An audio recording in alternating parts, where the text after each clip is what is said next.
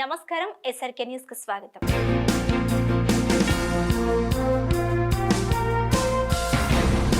గుంటూరు ప్రభుత్వాసుపత్రిలో నూతన ventilator step down ఐసీయూని కేంద్ర సహాయ మంత్రి గుంటూరు ఎంపీ పెమ్మసాని చంద్రశేఖర్ శనివారం ప్రారంభించారు. ఈ సందర్భంగా పెమ్మసాని మాట్లాడుతూ పేద ప్రజలకు కార్పొరేట్ వైద్యం అందించడమే లక్ష్యంగా ప్రభుత్వం పనిచేస్తుందని అన్నారు. MLA Nazeer Ahmed, ZP chairperson Krishna, Madiga corporation chairman Undavalli Sridevi, industrial development corporation chairman Bashim Ramakrishna, JJH superintendent doctor Ramana SSV తదితరులు ఈ కార్యక్రమంలో పాల్గొన్నారు.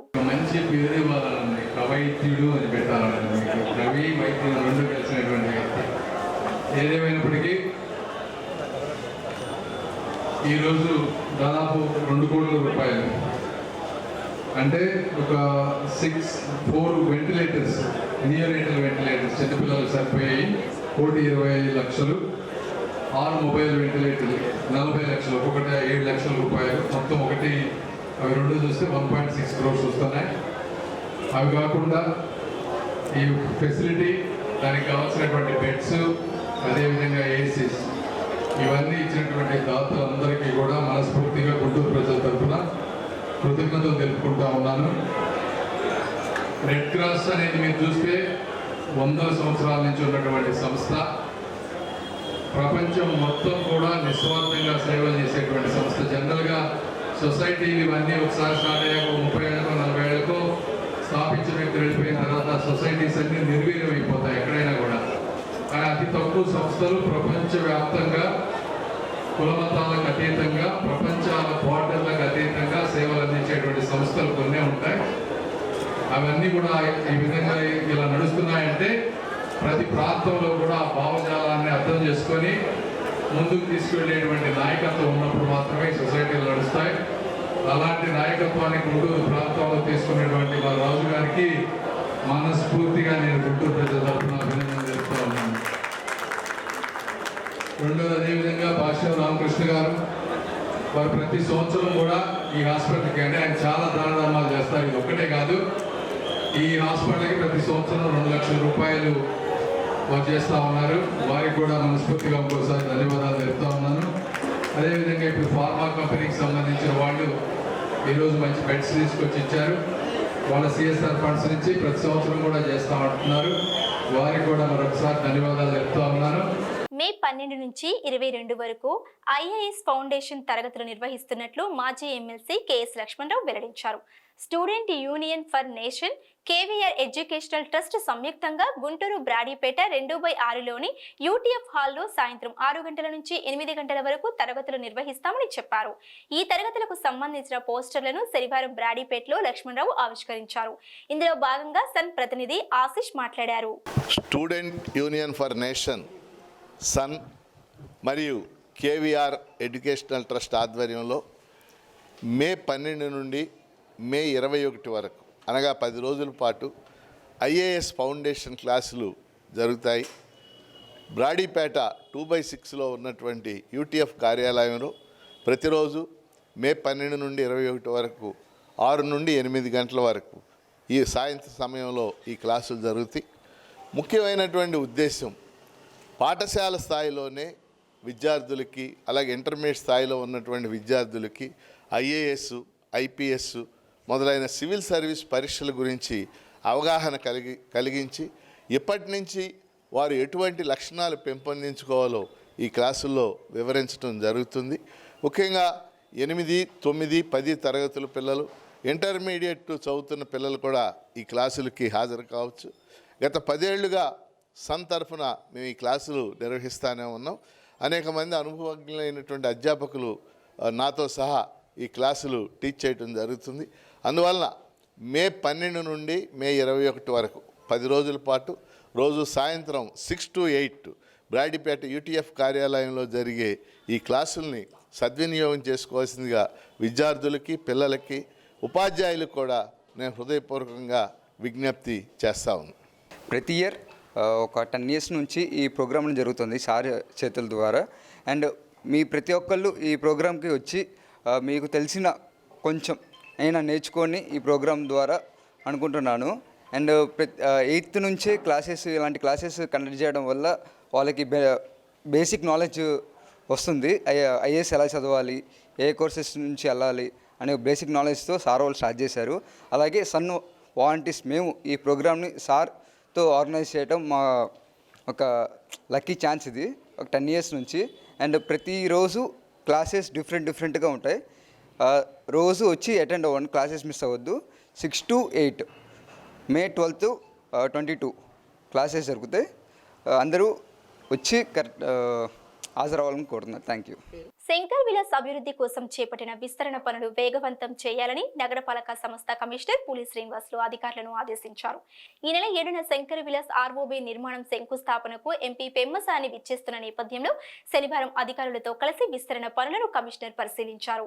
విస్తరణకు సహకరించిన భవన యజమానులకు నష్టపరిహారం అందించే ప్రక్రియను కూడా ఎప్పటికప్పుడు పూర్తి చేయాలని చెప్పారు. ఆంధ్ర సరస్వత పరిషత్ ఆధ్వర్యంలో 2026 జనవరి 3, 4, 5 తేదీలలో గుంటూరులో జరగనున్న 3వ ప్రపంచ తెలుగు మహాసభల పోస్టర్లను కేంద్ర మంత్రి గుంటూరు ఎంపీ పెమ్మసాని చంద్రశేఖర్ శనివారం ఆవిష్కరించారు. నగరం పాలెంలోని భారతీయ విద్యాభవన్లో ఈ కార్యక్రమం జరిగింది. తెలుగు వ్యాప్తి కోసం కృషి చేసిన మహానుభావుల త్యాగాలను స్మరించుకోవాల్సిన అవసరం ఉందని చెప్పారు. మేయర్ కోవలమూడి నాని, కార్యక్రమం సమన్వయకర్త రామచంద్రరాజు, సహ సమన్వయకర్త వాసిరెడ్డి విద్యాసాగర్, గజల్ శ్రీనివాస్ తదితరులు ఈ కార్యక్రమంలో పాల్గొన్నారు. అక్షరాభ్యాసం చేయించినటువంటి తల్లిని, అక్షరం దిద్దించినటువంటి గురువుని, అక్షరాలు నేర్పించినటువంటి బడిని, అక్షర సమాహారమైనటువంటి తెలుగుని, తెలుగు భావాన్ని ప్రేమిస్తూ వ్యాపింపజేస్తూ ముందుకు తీసుకువెళుతూ ఉన్నటువంటి ప్రతి ఒక్కరికి కూడా మనస్ఫూర్తిగా అభినందనలు, ధన్యవాదాలు తెలుపుతా ఉన్నాను. ఒకసారి చరిత్రలోకి వెళ్ళి చూస్తే ఒకప్పుడు మొట్టమొదట మహాభారతాన్ని తెలుగులో రాసినటువంటి నన్నయ్య గారు కానీ, అదేవిధంగా తెలుగు కీర్తి కిరీటాన వెలుగొందినటువంటి శ్రీకృష్ణ దేవరాయలు గారు కానీ, తన రచనా పాటవాలతో అపురూపంగా మురిపించినటువంటి మన తెనాలి రామకృష్ణులు గారిని కానీ, మరి మనకు తెలిసినటువంటి నా ఊహ నుంచి పుట్టినటువంటి శ్రీ అన్న నందమూరి తారక రామారావు గారిని కానీ, వీళ్ళందరినీ చూస్తూ ఉంటే ఎప్పుడు కూడా తెలుగుతనం ఉట్టిపడుతూ ఉంటుంది. తెలుగు భాష ఒక అద్భుతమైన భాష. నేను కూడా తెలుగు మీడియంలో చదువుకున్నటువంటి వ్యక్తిని. ఫస్ట్ టైం మెడికల్ కాలేజీకి వెళ్ళినప్పుడే తెలుగు కాకుండా ఇంగ్లీష్లో చదవటం మొదలుపెట్టాను. ఆ రోజు ఆ విధంగా తెలుగు నేర్చుకోవటం వల్లనే ఈరోజు ప్రజలతో మమేకం అవ్వటం కూడా చాలా ఈజీ అయింది. కాబట్టి భాష అనేది ఇప్పుడున్నటువంటి తరం మనుషుల హృదయాల్లో చొచ్చుకు వెళ్ళటానికి ఉపయోగపడుతుంది. కాబట్టి తెలుగు భాషని ప్రతి ఒక్కరు కూడా డెప్త్లోకి వెళ్ళి నేర్చుకోవాలి. తెలుగు భాషలో ఉండేటువంటి ఆ పదాలలో ఉండేటువంటి శబ్దాలలో వచ్చేటువంటి ఒక వేవ్స్ అనేవి చాలా తక్కువ భాషల్లో ఉంటాయి. అది తెలుగులోను సంస్కృతంలోనూ కనిపిస్తుంటుంది, ఇంకా కొంత హిందీలో కూడా కనిపిస్తూ ఉంది. బట్ తెలుగులో నాకు అది చాలా ఎక్కువగా కనిపిస్తుంది. ఏదేమైనప్పటికీ ఇలాంటి తెలుగు భాషని అంతరించిపోకుండా ఈ విధంగా ముందుకు తీసుకువెళ్ళాలని ఒక పట్టుదలతో ఈ సభలను నిర్వహించడం గొప్ప విషయం. అది ఈసారి గుంటూరు ప్రాంతంలో చేయాలనుకుంటున్నారు. దానికి ప్రత్యేకంగా ధన్యవాదాలు. తప్పనిసరిగా నా వంతు సహకారం మీరు వైస్ ప్రెసిడెంట్ గారిని కావాలని కోరుకుంటా ఉన్నారు. ఆయన మంచి వ్యక్తి, బాగా మాట్లాడతారు. తప్పనిసరిగా ఆయన నేను కలిసి దీన్ని తీసుకొచ్చే బాధ్యత నేను తీసుకుంటాను ఎట్టి పరిస్థితుల్లో. వారే కాకుండా మీకు ఇంకెవరైనా సరే మీ ఉద్దేశం ప్రకారం మంచి మనుషులు ఎవరన్నా ఇక్కడ రావాలి అనుకుంటే చెప్పండి, వాళ్ళని కూడా నేను కాంటాక్ట్ చేసి ఒప్పించి తీసుకువస్తాం. పాస్టర్ ప్రవీణ్ హత్య కేసును సమర్థవంతంగా విచారణ చేయాలని కోరుతూ all India Christian youth association, దళిత క్రైస్తవ సంఘాలు గుంటూరు కలెక్టరేట్ కార్యాలయం వద్ద గత 10 రోజులుగా చేస్తున్న రిలే నిరాహార దీక్షలు శనివారం ముగిశాయి. పశ్చిమ నియోజకవర్గ తహసీల్దార్ వెంకటేశ్వర్లు ప్రభుత్వ ప్రతినిధిగా శిబిరం వద్దకు వచ్చి వినతి పత్రం స్వీకరించారు. చెరుకు రసం తాపించి దీక్షలను విరమింపచేశారు. తమ న్యాయమైన డిమాండ్లను ప్రభుత్వం దృష్టికి తీసుకువెళ్లి పరిష్కరిస్తామని భరోసా ఇచ్చారు. All India Christian youth association నాయకులు గొళ్లమూడి రాజసుందరబాబు మాట్లాడుతూ ఈ దీక్షలు ఆరంభం మాత్రమేనని, ప్రవీణ్ కేసులో న్యాయం జరిగే వరకు పోరాటం చేస్తూనే ఉంటామని స్పష్టం చేశారు. జ్యోతిబాబు తదితరులు ఈ కార్యక్రమంలో పాల్గొన్నారు. డైరెక్ట్గా